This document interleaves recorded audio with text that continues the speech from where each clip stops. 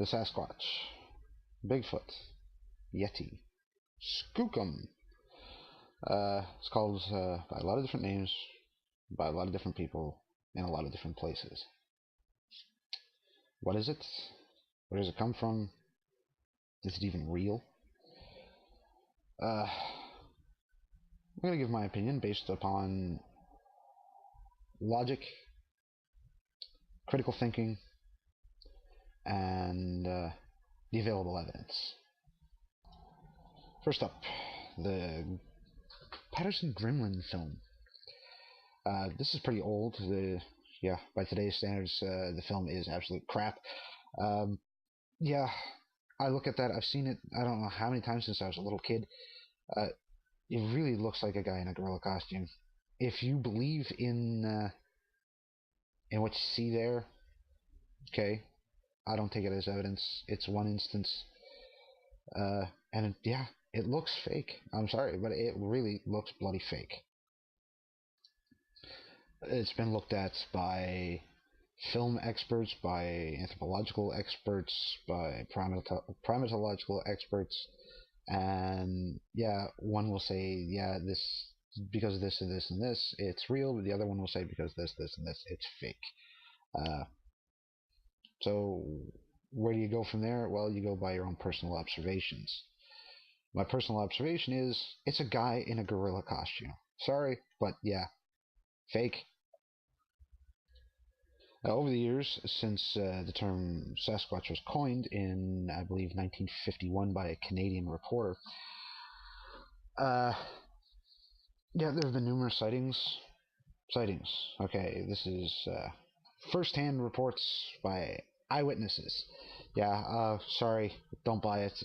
Ask a police officer or defending or even prosecuting attorney as to the reliability of eyewitness reports.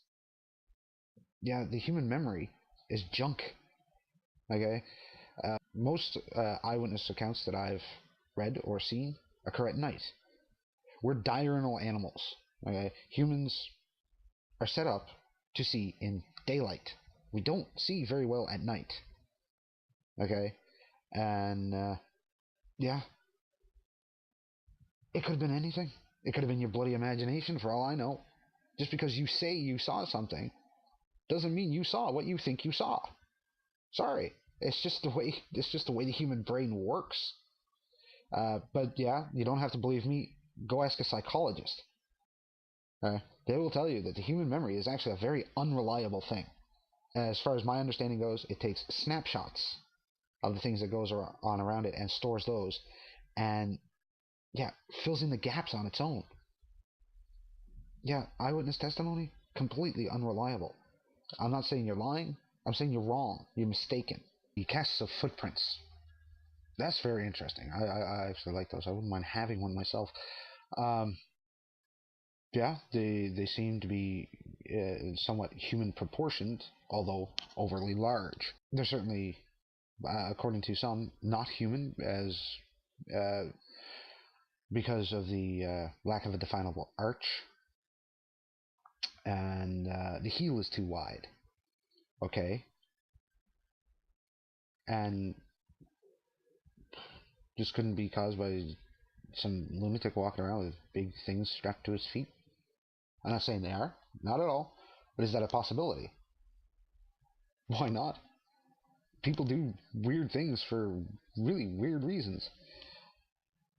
Just look at me. I've gone about insulting the almost the entirety of the lunatic fringe devoted to the pyramids, but I'm still making films.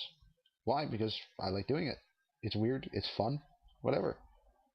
Maybe there's some guy or a group of people running around the Pacific Northwest of North America with Bigfoot shoes. It's possible. Is it likely? No, but it's possible. Okay, the hair samples. Now, the Sasquatch has been a fascination of mine since I was knee-high to a grasshopper. This is one of the things that got me interested in science. Whenever I read an article, a book, watch a documentary or a special on the Sasquatch. Uh, yeah, whenever these hair samples are taken to a laboratory that's named, and the testing is done by somebody who's named and their credentials are given, uh, yeah, it comes back as deer hair, bear hair, cat hair, dog hair, human hair, hair from something that's known. Whenever it's taken to something that's simply referred to as a lab, okay, just a laboratory, seen by experts, then it's unknown. Then we don't know what it is. Yeah, that's unverifiable bullshit, moron. You can't believe that crap, okay? Because you can't check their work. You have to check their work before you believe something, okay? That's one of the problems with all of this kind of shit, okay? Science never offers you the truth, okay? They offer you possibilities based on the evidence. It's as simple as that. Possibilities based on the evidence. Okay? Anybody purporting to be able to tell you the truth is going to lie. It's as simple as that. Photographic evidence. Well, I've seen several photos of things purporting to be the Sasquatch. Yeah, they're blurry, bad quality. They generally show an image. Ooh, an image. Yeah, I could show you an image of my ass and say it's the moon. It's big enough. Recently, I believe it was in 2007, a hunter, the last name was Jacobs. I can't remember his first name at the moment. He was apparently looking for deer. He's a hunter. He wants to kill stuff. He wants to find it. Okay, so he puts a surveillance camera on a tree out in the woods, set up on motion capture. Now, I can't believe anybody would be unfamiliar with that, but what that is they strap a camera that takes still photos onto a tree or a rock or a bush or what have you. They set it up.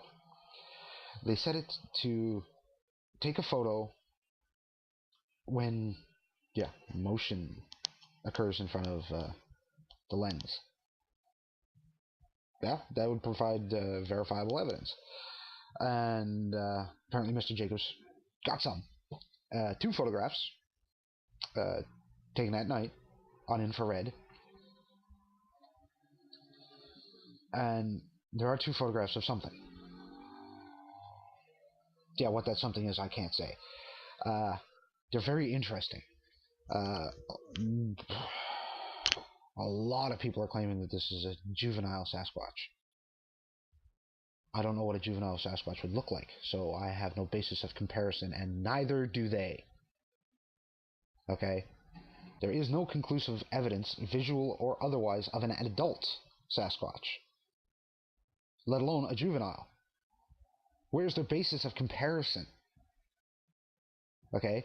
If I have a verifiable photograph of a juvenile human, there are, literally billions of verifiable photographs of juvenile humans. And then I see a photograph that says, and somebody says, this is a juvenile human.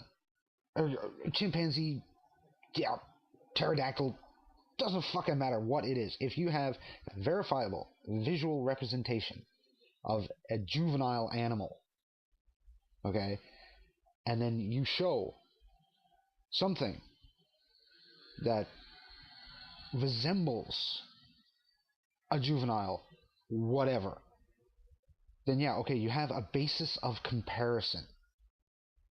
There is no basis of comparison for a juvenile Sasquatch. So there is no justification to say that this is a photograph of a juvenile Sasquatch. Period. None. It's bunk. Okay? Now, I'm not saying that it's not a photograph of a juvenile Sasquatch. Okay, that's not what I'm saying. I'm saying it can't be verified because they have no basis of comparison. Period. At least none that I've been able to find. Now, one of the points that a lot of people make, okay, with the exception of the park rangers or the forestry service in that area, is who said it looked like a sick bear.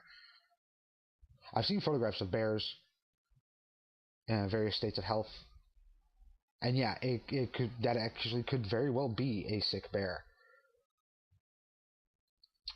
but it might not be. And for the sake of argument, I will say it's not. Okay, it's not a sick bear. Although I have seen photos of Alaskan grizzlies just after coming out of hibernation, as well as Siberian brown bears. After coming out of hibernation, these suckers are thin.